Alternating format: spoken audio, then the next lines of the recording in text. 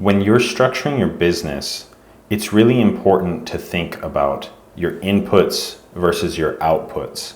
Because if you don't take in the right types of things or the right types of information or the right association, what could you possibly hope to get on the other side of that equation or system?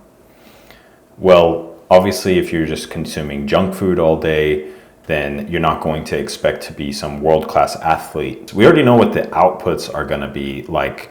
You want money, you want certain peace of mind, you want some time freedom or some flexibility. Those are the things that you want to happen.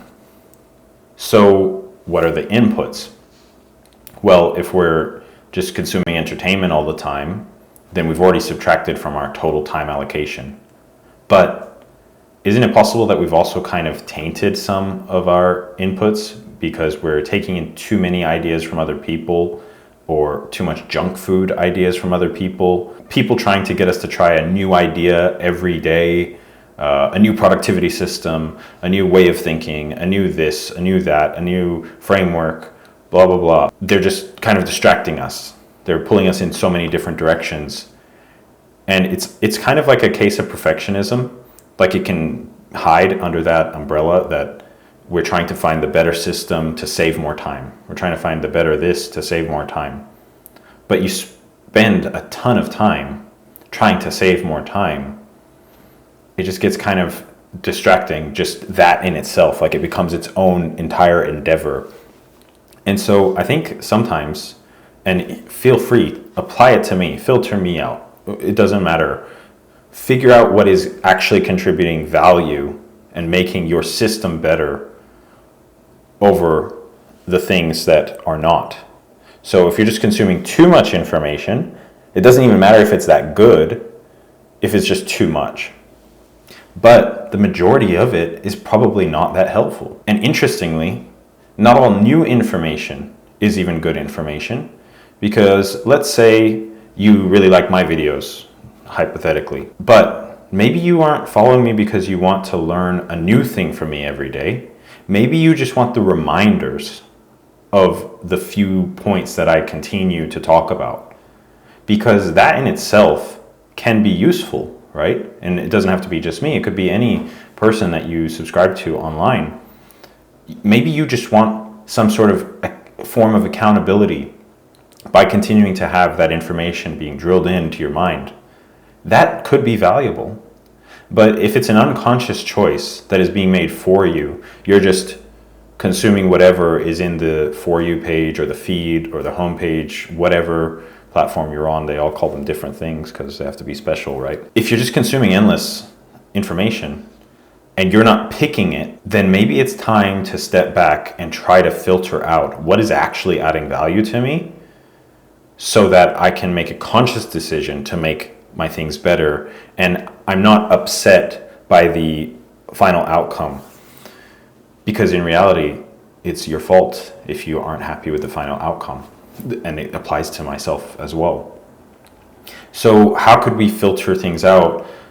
It could be, like I said already, filtering out too much information. We don't need too much because we need to actually do things all day. We can't just sit around and be in an paralysis by analysis and just endlessly consuming more and more information. We also want to filter out like the junk food, people talking about a new way of building a business every day, or, oh, how many 13 types of these businesses are good ones to have.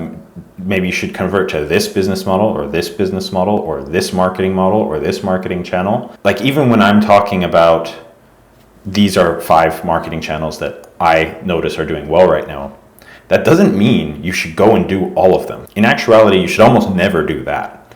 You should pick one, see if it works for you. If it's not really gaining some traction within a reasonable amount of time, then maybe move on to the next one and try that one out. So basically just, you don't want to be doing too much at one time, or following people or subscribing to people that are just always trying to pull you in a new direction. Or if they are, and you do like going there sometimes to get an idea, maybe you just need to filter down how much, or maybe you need to unsubscribe from it and make it instead a regular choice, like every 6 months when I'm looking for inspiration, or I just want to double check if there is a slightly better way of doing things, then you consciously go to that channel and check it and update yourself, get an updated information set into your brain. But if you do it every day or every other day or even every week, and you change your business model or your marketing based off of that on a almost daily basis, you will never gain any sort of meaningful traction on anything that you do, because you're just changing it too often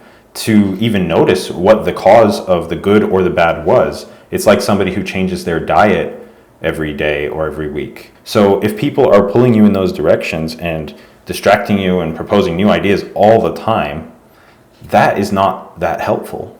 You might think it's exciting. That doesn't mean it's good for you. Another thing is overly negative people. People just complaining about things all the time. You know, like one really big YouTuber, and I'm not hating on him specifically or anything, it's just not the type of information that I think is helpful to me, is CoffeeZilla. I think he's a very smart guy, and he, you know, maybe all the people that he's exposing all the time are actually corrupt or, you know, cheating or lying or whatever. But I don't want to be studying scammers all the time. Like, it's not information that I want to consume on a regular basis, because how is it helping me, like, to identify scammers? And then there's some people, it's just very negative, and it's not helping me to actually do better in my business. It's a waste of time. So it might be good for entertainment. So maybe like enjoy it for entertainment, but people that are just like expose this, expose that, or tearing down, or like, you know, in the fitness side, because I do listen to a lot of fitness stuff, and they're making drama with each other all the time too, and it just gets so tiring. I don't want to listen to drama stuff all day, or like people having beef with each other. It's just a waste of time. None of it has ever contributed. I can't think of one of those pieces of information that has ever helped me do anything better in my life or business. Not one. It's all just entertainment stuff. And if you, like me, have very limited time and you would rather it go into your business and actually make your life better, I have found that filtering a lot of that stuff out and just not consuming a bunch of negative talk has helped to at least just not distract me and mess with your head and make you worried about seeming this way or seeming that way, because it makes you very cynical about everything and very just negative about everything. And you need to, it'll sound corny, you know, like it's one of those manifest destiny type of people, whatever. I'm not meaning to sound like that. I don't think that if you just think about something like attraction mindset, I don't think that does anything unless you do the actions that go along with it. Like, if you make something your goal and then you take actions towards it on a regular basis, then sure, you attracted it with your mind by taking an action. The reason why I'm saying that is because if you are consuming all this negative information or this cynical information all the time, it doesn't really put you in the mindset of abundance and doing better. It can even make you not actually understand how to sell things, because you will think, well, why would somebody buy this from me when they could just go and do it themselves? No, but people, like, think of it just a coffee cup exchange. You go to the store and you happily pay $5 for a Starbucks coffee, not because you couldn't make coffee for cheaper, but because you just don't want to spend the time to make the cup of coffee. And they are happy that you paid for the cup of coffee because they value your money more than the coffee, because they can make it for easier and cheaper, right? But if you viewed it from a cynical mind, that opportunity never exists, because you just believe, well, nobody's going to want my coffee. They're going to think I'm overcharging them, and they won't be happy with me, and they will be questioning the quality of the coffee and why they should pay me this much for it. And I don't want to bother people by trying to sell them things. See, like, that is more cynical. And, you know, if you overanalyze and you're over-cynicizing, I don't know if that's a word, but over-cynicizing the transactions that you're going to make in business, it is very hard to come up with opportunities in your mind. And yet you have people out here doing crazy transactions, like people coaching cats and paying thousands of dollars a month for offering these services. Like, there's really weird businesses that exist, right? And that's fine. And those people who pay for that are happy to do it. So you're not helping yourself by developing an overly negative mindset, is my simple point. I've explained it in a very drawn out way, but hopefully you get the nuance of why I say what I say. Also, another thing would be people filtering out things that also waste time, even if you aren't spending that much time on it. Like too much entertainment, or people that are just procrastinating all the time. Like recently I realized I wanted to stop consuming a lot of Twitter information, especially from people in like the development community, because a lot of them are just procrastinating all the time. Procrastinating on the things that they need to do, the things that are holding them back the most. And they kind of then can tend to, and I'm not bullying them specifically, but online communities, sometimes they can get together with the initial purpose of helping each other to do better and to fill in each other's inexperience and be a support group, right? The problem is they also usually have a lot of the same weaknesses. So instead of actually fixing those weaknesses, which would require going out of that community and going into another one that is strong in your weakness, they just stick together and console each other, and it becomes a support group for even the weaknesses, like the things that are not within their realm of expertise. Some of them are good at those things, but they are also very busy because they're usually much more successful. So obviously their experience cannot be shared with everybody because they're too busy. And so I think it's just also ends up being a big waste of time, which is why I just don't get involved in it. A lot of people then end up telling each other, oh, it's because of the economy. Oh, it's because developers are being laid off. Oh, it's because of this. That's not helpful. The economy is really, really big. So even if, let's say the economy is cut by 30% based on interest rate changes and things like that, it still doesn't help you to start thinking like that, because we're talking about things that should really just affect like the largest businesses in the world. If the market cap of the development market, and I don't know what the numbers are, I'm just making up numbers. Let's say it's $1 trillion is like what the developer market trades at, and you subtract 30%, $700 billion is left, and it's still a lot of money.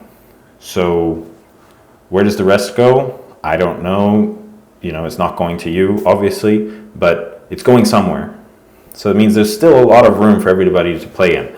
When a market drops 30%, it doesn't mean there's no market, but people act like it means there's just no money for it.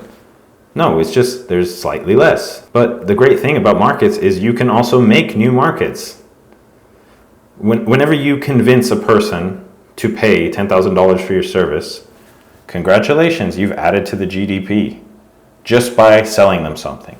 So you can actively contribute to growing the developer market or the whatever market, the teacup market, doesn't matter. You have a choice to convince somebody to grow the market again. So try to not complain about the market, because you can choose. If you can kind of understand the different aspects of inflation, and I've studied a little bit of trading, and so like I'm interested in this stuff. But basically there's the different components of inflation. There's the inventory as well as the velocity. So one thing would be like if people just stop trading cash altogether or exchanging, then inflation would actually decrease, right? Just because the money is not changing hands fast enough so that people will actually settle for less. Like if nobody is trading any cash, you will take anything to sell your car. Like you will accept anything just because you need cash so badly, in just a hypothetical. And the inventory, like that's the reason why we didn't see a lot of the inflation from the COVID period until after COVID, because all the inventory had been created, but it wasn't being actively dispersed out through society, and the effects take a while to be noticed. And so the velocity doesn't really show itself until after the inventory has increased, and inventory itself can kind of play a part, but it's not noticed until people actually use the money. Like if there was $1 billion or $1 trillion extra dollars on the moon, it doesn't really affect the US money inflation, because it's just not being used yet. And so I think that's a thing that people maybe just don't understand that well about inflation. And so when they're worried about job markets, like, sure, it has an effect. I'm not going to pretend it doesn't have an effect, but you always have the choice. I'm getting super off topic, but you know me and my rants. But anyways, just the people that are preaching doom and gloom and are very negative, wasting time, basically too much social media. I do think it's really important to consume good quality information because it helps you to continue to improve your ideas and your way of doing things. And I will admit, I'm doing the same thing that you probably are. We probably are consuming too much from not the best people at all times. And so we need to be in a constant state of kind of like bulking and cutting. Like, we need to look for new sources of information and more information, but then we need to filter out what we have figured out is not useful to us. And that's probably the best way that I can describe it, is, bulking and cutting, because you don't know that something is good or bad until you've at least checked it out, or you've read some reviews on it or something. But even reading the review is trying new information. So I guess that's probably the best way to put it. And I think I'll leave it there, but please let me know what you think. Maybe you think I'm just a crazy person yelling in my office, but either way, feel free to let me know. And maybe you can leave some of the pieces of information that you think have been really useful to you throughout time. That would be interesting to know as well. But that's all for this video. Thank you for listening. Bye.